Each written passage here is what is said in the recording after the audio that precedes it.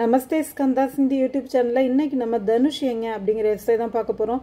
இது மத்தியமா செகண்ட் பேப்பரில் பரத் மிலாப் அப்படிங்கிற டாப்பிக்கில் உள்ள இம்பார்ட்டன்ட் எஸ்ஸே. வரக்கூடிய ஆகஸ்ட் 2025க்கு 3 எஸ்ஸேஸ் இந்த டாப்பிக்கில் இம்பார்ட்டண்ட்டாக இருக்குது. தனுஷ் எங்க, மந்த்ரா கா ஷட்யந்திர, தேர்டு பரத் கா ஷோக். இதில் இப்போ முதல்ல நம்ம தனுஷ் எங்க, இது வெரி வெரி இம்பார்ட்டண்ட்.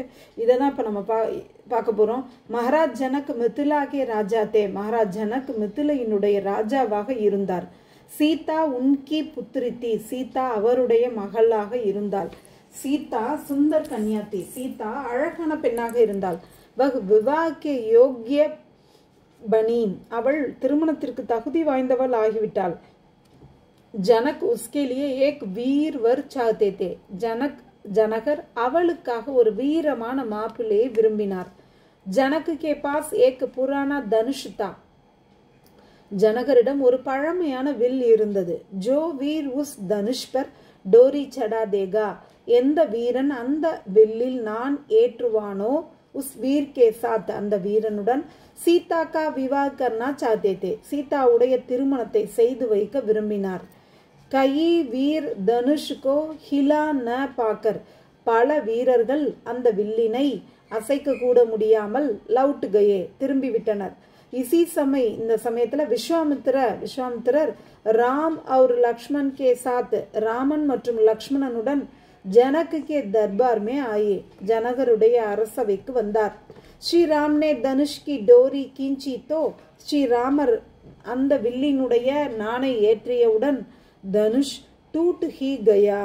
அந்த வில் உடைந்து விட்டது. ஜனக் குஷ் ஹுயே. ஜனகர் சந்தோஷம் அடைந்தார். சீதா और ராம கா விவாஹ் ஹுவா. சீதா மற்றும் ராமனுடைய திருமணம் நடந்தது. இந்த மாதிரி ஒரு வீரன் கிடைத்து விட்டான்ங்கிற சந்தோஷத்துல ஜனக் தன்னோட மகள் சீதாவுக்கு ராமனோட திருமணம் செய்து வைத்து விட்டார். फिर பரத் கா விவாஹ் மாண்டவீர் சே ஹுவா.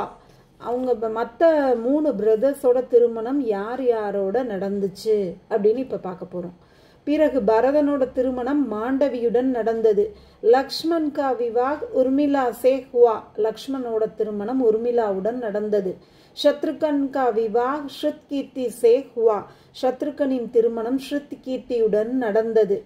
அடுத்த இம்பார்ட்டன்ட் எஸ்ஸே மந்த்ரா கா ஷட்யந்திர. மந்த்ராவினுடைய சூழ்ச்சி. சிறு வயதுல மந்த்ரா அப்படிங்கிறது கைகேயோட வேலைக்காரி. அவள் ஒரு பானையில தண்ணி எடுத்துட்டு போயிட்டு இருப்பா. அப்ப ராமர் அந்த தண்ணி பானைய மண் பானைய ஓட்டையாக்கி கை கொட்டி சிரிப்பாரு. இத ஃப்ரெண்ட்ஸோட சேர்ந்து இதை பார்த்து அவ ஒரு கர்வமா இருக்கிறா. இந்த ராமனை நம்ம பழி வாங்கணும்ட்டு. இப்ப ராஜ்யாபிஷேகம்னு சொன்ன உடனே அதை தடுக்கணும்னு தன்னோட ராணிகிட்ட சொல்லி முயற்சி பண்றா. அதுதான் மந்த்ராவினுடைய சூழ்ச்சி. மந்த்ரா கைகேயிக்கு தாசி தி. மந்த்ரா கைகேயினுடைய வேலைக்காரியாக இருந்தாள். கூபடுத்தி. அவள் கூனிய முதுகுடையவளாக இருந்தாள். குட்டில் சுபாவ் கீத்தி. அவள் கீழ்த்தரமான எண்ணமுடையவளாக இருந்தாள். ராமுக்கே ராஜ் திலக்கி தயாரிக்கே பாரேமே. ராமனுடைய ராஜ்யாபிஷேகத்திற்கான ஏற்பாடுகளை பற்றி சுன்கர் கேட்ட உடனேயே உசே கோப் ஹுவா. அவளுக்கு கோபம் வந்தது. சீதே கைகேயி கே பாஸ் ஜாக்கர். அவர் ஸ்ட்ரைட்டா கைகேயிட்ட போய் போலி கி சொன்னா, ராம் ராஜா பனேகா தோ. ராமன் ராஜா ஆகினால் பரத் உஸ்கா நௌக்கர் ஹோகா. பரதன் அவனுக்கு வேலைக்காரனா ஆயிடுவான். தும் கௌசல்யாக்கி தாசி ஹோகி. நீ கௌசல்யாக்கி வேலைக்காரி ஆயிடுவ. मंत्रा ने कैकेयी से कहा कि मंत्रा कैकेयी சொன்னா, ராஜா ने तुमको 2 वर देने का वादा किया था. ராஜா உனக்கு 2 வரம் தரேன்னு சொல்லியிருக்காரு. तुम अब वेवर मांगो. நீ இப்ப அந்த வரத்தை கேளு.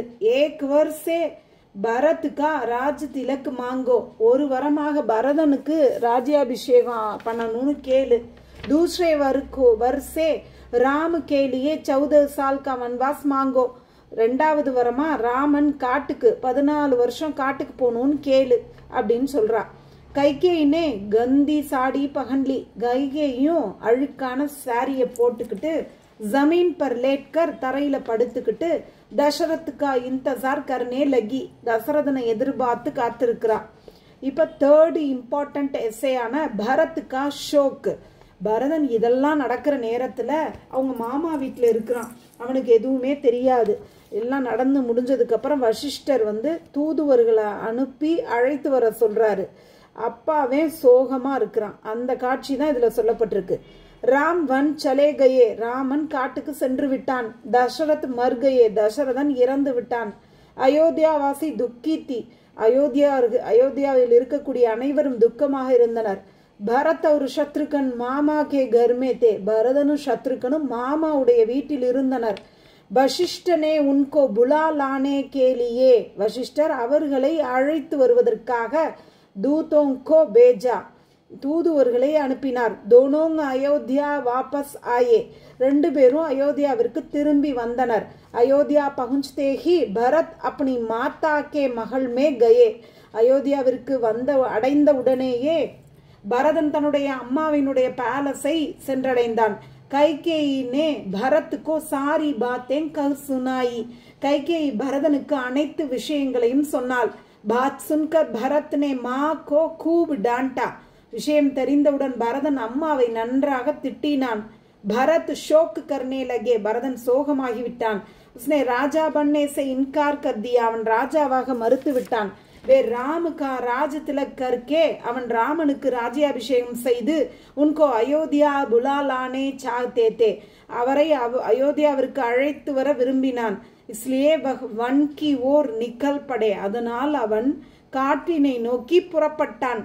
அவன் இந்த மாதிரி ராமர் காட்டுக்கு போனதை நினைச்சு சோகமா இருந்ததுனால இந்த இசைக்கு வந்து பரத் கா ஷோக் அப்படின்னு பேர் வச்சிருக்காங்க. அதற்கு பிறகு பரதன் வந்து ராமனை ராஜா ஆக்கிறதுக்கு காட்டுக்கு புறப்பட்டான். அந்த விஷயம்தான் இந்த பரத் கா ஷோக் அப்படிங்கிற இசையில கொடுக்கப்பட்டிருக்கு. ஸ்கந்தாஸ் ஹிந்தி யூடியூப் சேனலை இது வரைக்கும் சப்ஸ்கிரைப் பண்ணாதவங்க சப்ஸ்கிரைப் பண்ணுங்க, லைக் பண்ணுங்க, ஷேர் பண்ணுங்க. ஷார்ட்ஸாக இருக்கட்டும், வீடியோஸாக இருக்கட்டும், எல்லாமே இனிமேல் வரக்கூடிய நாட்களில் உங்களுக்கு ஈஸியாக படிக்கிறதுக்கு தகுந்த மாதிரி நிறைய வீடியோஸ் நான் அப்லோட் பண்ணுவேன். தன்யவாத்.